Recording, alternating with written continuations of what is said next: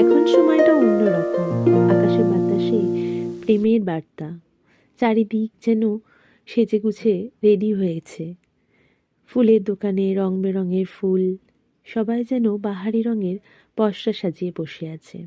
আজ rose day, কাল chocolate day, আরেকদিন টেডি ডে।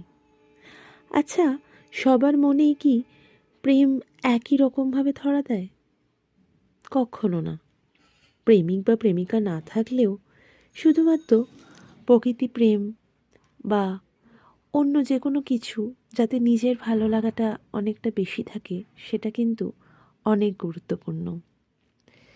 অনেকের তো খুব সুন্দর একটা কোনো বড় গাছের নিচে বসে থাকা বা একলা সেখানে কোনো নিজের সঙ্গে সময় কাটানোটা, অথবা একটা নির্দিষ্ট স্থানে বই পড়তে থাকা, সব কিছুতেই কিন্তু আনন্দটা কিন্তু খুঁজে নেওয়া যায়। ভালো থাকাটা আসলে একান্তই ব্যক্তিগত।